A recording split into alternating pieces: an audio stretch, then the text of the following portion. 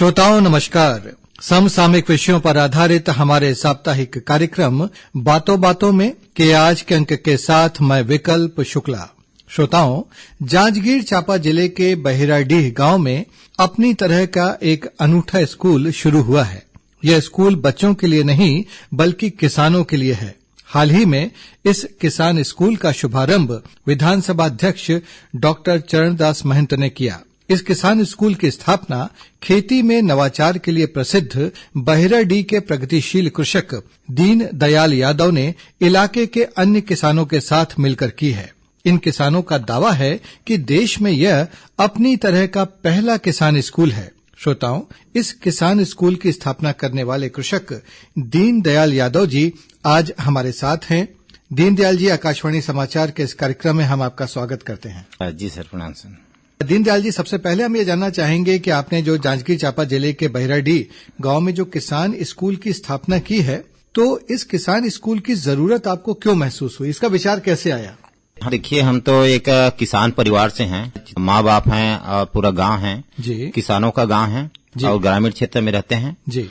आज हम किसान हैं, लेकिन किसानों को जो खेती पाती की जो जानकारी हमको कृषि विज्ञान केंद्र या इंदिरा गांधी कृषि महाविद्यालय से जो मिलनी चाहिए जी, आज हमारे किसानों को जो ये पूरा जो जानकारी मिलना चाहिए वो नहीं मिल पा रहा है। अच्छा, ये मेरे को किसानों की ये जो पीड़ा और मैंने जो है इस स्थिति परिस्थिति के दौर से मैंने खुद गुजरा जी, तो हमने एक ठान लिया कि आज जो है जांजगीर चांपा जिला प्रदेश का सिंचित जिला है, कृषि प्रधान जिला है और देश की अर्थव्यवस्था जो है कृषि पर आधारित है जी, तो क्यों नहीं हम किसान लोग मिल के जो है किसानों के लिए एक किसान स्कूल खोलें। जी। और ऐसा किसान स्कूल खोले हमने कि ये किसान हमारा संचालित करेगा, हमारा एपीओ संचालित करेगा जी, और इसमें हम सरकार मदद करे तो अच्छा है, नहीं करे तो अच्छा है। जी। किसान तो अन्नदाता है, भूया के भगवान है, देने वाला है जी, तो हम किसानों का अभी फिलहाल हम किसान स्कूल खोले हैं जी, और इसमें सरकार की मदद हमने नहीं लिया है, लेकिन 25 प्रकार के जो प्रैक्टिकल स्पॉट है, चाहे बायोगैस संयंत्र हो या रेन वाटर हार्वेस्टिंग हो या तो फिर वर्मी कंपोस्ट का हो या अंजोला पीट हो या 4 मंजिला जो खेती की जो अक्षय चक्र कृषि बाड़ी जो सरकार चला रही, नरवा गरुआ घुरवा बाड़ी, इस मॉडल में उन्होंने मदद किया है। लेकिन इस किसान स्कूल को हमने जो है किसानों के सहयोग से संचालित किया है। अभी अभी उनका उद्घाटन हुआ है 22 मई को स्पीकर साहब। जी। दीनदयाल जी, हम ये जानना चाहते हैं, जो स्कूल आपने किसान स्कूल शुरू किया है तो इसमें कितने राशि से ये शुरू हुआ है और कैसे आपने उसका इंतजाम किया? बाकी क्षेत्र के लोगों ने भी क्या आपको सहयोग दिया आर्थिक और किस तरह का, इसके बारे में भी बताइए। मैं तो मानता हूं कि हम लोग किसान हैं जी, और सहकारिता की भावना को लेकर के हमने जो है किसान स्कूल संचालित किया है। अच्छा, और हमारा जो एक ट्रेनिंग सेंटर चलता है आरसीटी का, रूट सिटी से, हमारे यहाँ का कंट्रोलर श्रीमान अरुण सोनी जी हैं जी, तो हमको खेती का जो अनुभव है, प्रैक्टिकली जो ज्ञान है जी, जो किसानों को हम बताते हैं, चाहे कृषि उद्यमी का हो, सब्जी खेती नर्सरी प्रबंधन का हो, डेयरी का हो, पोल्ट्री का हो, तो वहां पर हमको एक नियम कायदा कानून से गुजरना पड़ता है शासन की स्कीम से। एक तो 18 साल कम उम्र के हमको ले नहीं सकते, 45 साल की उम्र से ज्यादा हो तो उसको नहीं ले सकते, बीपीएल कार्डधारी को ही ले सकते हैं, शहरी क्षेत्र के किसान भाई या बहन को हम नहीं ले सकते। इन सारी स्थिति परिस्थिति को देखते हुए हमने जो किसान स्कूल जो खोला है सहकारिता से, हमारा किसान भाई बोलता है कि हमने ये व्यवस्था आपको दिया है, मतलब कहीं ना कहीं सब किसान मिलजुल के जो स्ट्रक्चर जो खड़ा किए हैं उसमें किसानों को जो है हम कोई फीस नहीं रखे हैं,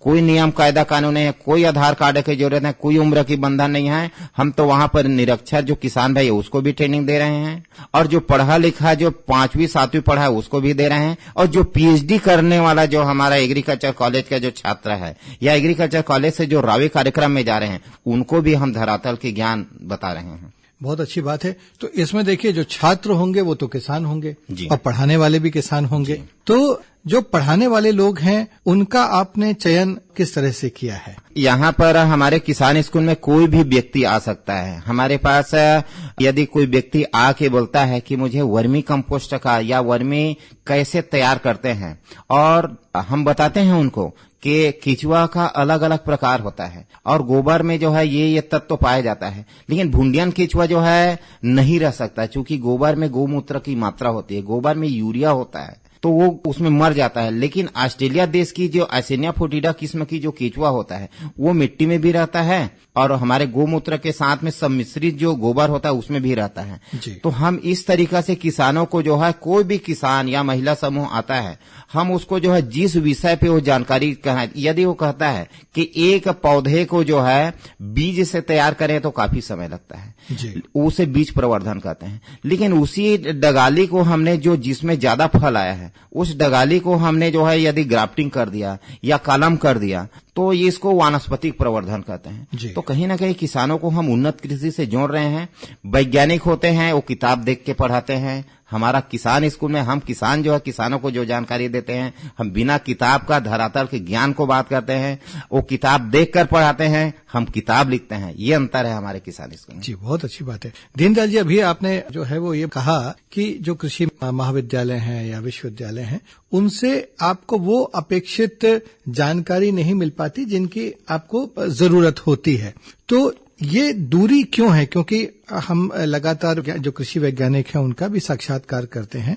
उनका ये कहना है कि वो काफी अनुसंधान करते हैं, काफी शोध करते हैं, नई नई किस्में भी वो पैदा करते हैं और किसानों के हित में वो प्रौद्योगिकी भी वो लगातार ढूंढते रहते हैं कि किस तरह से हमारे कृषक भाइयों का फायदा हो।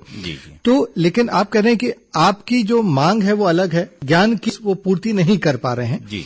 तो ये क्या दूरी क्या है भाई? ये खाई कहाँ पे है? ये मामला अटक कहाँ रहा है? देखिए सर, हम किसान हैं और किसान जो है यदि धान में यदि उसको गलन की बीमारी आए तो किसान जो है कृषि विज्ञान केंद्र या कृषि महाविद्यालय या राजधानी या संभागीय स्तर के कार्यालय वो नहीं आ सकता। जी, यदि हमारा वैज्ञानिक उनको जो है यदि कोई दवाई कहता है तो वो दवाई कीटनाशक वो संबंधित क्षेत्र के उस कीटनाशक दुकान में नहीं मिलता। जी, तो हमारा किसानों का प्रयास ये है कि हम किसानों की भाषा में, किसानों की परिस्थिति में और किसानों के फील्ड में जाकर उस चीज को कैसे हम निदान करें, ये हमारा पहला फोकस। दूसरा, आज हम किसी भी कृषि विज्ञान केंद्र में जाते हैं तो वहां समस्या बताते हैं कि मछली पालन का जानकारी चाहिए तो वहां पर जवाब मिलता है कि मछली पालन का एक्सपर्ट हमारे पास नहीं है। रेशम की जानकारी हम लेना चाहते हैं तो रेशम की जानकारी लेने वाला हमारे पास वैज्ञानिक नहीं है।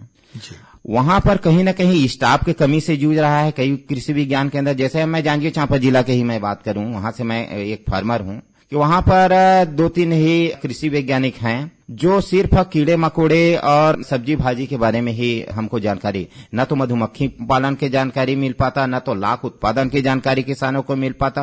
तो इस तरीका से स्थिति परिस्थितियों को देखते हुए मैंने आरसीटी में जो हमारे अरुण सोनी जी हैं तो उनके माध्यम से जो हमारे अलग अलग जो किसान हैं, एक्सपर्ट हैं, तो मेरी टीम में कई किसान हैं जो कृषि क्षेत्र में नवाचार करके राष्ट्रीय स्तर पे अवार्ड लिए हैं। तो ऐसे ऐसे अनुभवी किसान जो है हमारे किसान को जो है जानकारी दे रहे हैं, प्रशिक्षित कर रहे हैं और अन्य किसानों से भी हम उसके जानकारी सुझाव लेते हैं, साझा करते हैं। अभी दीनदयाल जी आप बता रहे थे कि इसमें जो आपका किसान स्कूल है उसमें आप 18 अलग अलग विषयों की जानकारी किसान भाइयों को देंगे।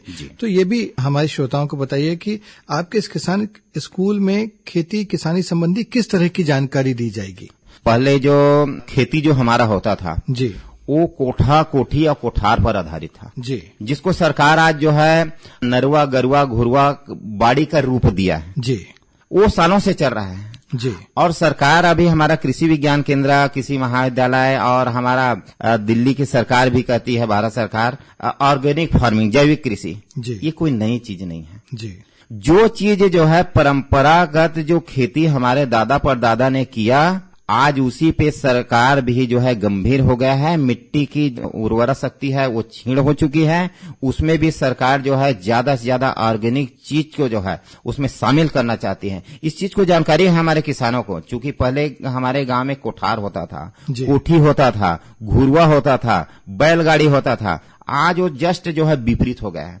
जितना वैज्ञानिक जो युग आया जी, जहां तक कि मैं सोचता हूं कि वैज्ञानिक युग में जितना हमने रसायन का उपयोग जो किया, आज उसका दुष्प्रभाव हमको देखने को मिला। मतलब उर्वरक जो रासायनिक खाद का जो उपयोग हुआ जी जी जी जी। पहले तो मिट्टी में ताकत थी, लेकिन आज मिट्टी खत्म हो गया ताकत। आज मिट्टी की आज परीक्षण की आवश्यकता किसानों को पड़ रही है। लेकिन यहाँ मैं आपको थोड़ा सा हस्तक्षेप करूंगा, आपको टोकूंगा। अभी हाल ही में हमने अपने पड़ोसी देश श्रीलंका में देखा है कि वहां लगातार वहां की सरकार ने जो है वो रासायनिक खाद पे प्रतिबंध लगा दिया लिया और जैविक खाद को ही कहा कि उसी तरह से आपको खेती करनी है, लेकिन वहां उत्पादन एकदम से गिरा खेती में, और आज स्थिति क्या है श्रीलंका की हम देख रहे हैं। तो इसका समाधान क्या है? मैं चाहता हूं सर कि जो गोबर में जो मात्रा है जी, नत्रजन की, नाइट्रोजन की, फास्फोरस की, मैग्नीशियम की, पोटेशियम की, सल्फर की, तांबा की जी, मैं तो चाहता हूं कि ये एक ऑप्शन है रासायनिक खाद। अच्छा, आज पंजाब की स्थिति देखिए, पंजाब में शुरू जो है रसायन का उपयोग किया, बहुत अच्छा रिजल्ट आया, धीरे धीरे आदत पड़ गई जमीन में, और आज स्थिति ऐसा हो गया कि सरकार को गंभीर होना पड़ा, वहां पर रासायनिक खाद को बैन लगाना पड़ा, ऑर्गेनिक फार्मिंग को जो करना पड़ा। आज सेम वही स्थिति आज हमारे छत्तीसगढ़ में भी हो रहा है। आज हमारे भारत का पहला ऑर्गेनिक स्टेट जो सिक्किम है, सिक्किम का आज अनुसरण करना पड़ रहा है। ऐसा क्यों? हमारे मिट्टी में जो गोबर में जो ताकत है उसको हम लोग भूल गए हैं, उसमें हर चीज है। क्योंकि आज हमने जो है हमारे बाड़ी का ही मैं उदाहरण देता हूं, या मेरे एक गौठान है जहां पर हमने तो राखड़ में गोबर गोमूत्र को जो है गुड़ और बेसन डाल के जो है जीवामृत बना के जी, हमने मिट्टी में जो 17 प्रकार के तत्व जो जरूरत पड़ती है वो तत्व तो हमने तैयार किया है। तो रसायन की तो यहाँ पर आवश्यकता ही नहीं पड़नी चाहिए। मतलब आपका कहना है कि गोबर एक बहुत अच्छा विकल्प है खाद का। जी, जी, जी, जी। अच्छा दीनदयाल जी, हमने सुना है कि आपके जो किसान स्कूल है उसमें खेती किसानी के काम आने वाली ऐसी सामग्री को भी आपने धरोहर के रूप में संग्रहित कर रहे हैं जिनका आमतौर पर आजकल इस्तेमाल बंद हो गया है या कम हो गया है, तो इसके बारे में भी हमारे श्रोताओं को बताइए। जी, मैंने एक हम लोग जो उस समय नागर जो जोतते थे जी, नागर की जगह में आ गया अब ट्रैक्टर जी, तो इस तरीका से हमने नागर का भी वहां पर संग्रहित किया है।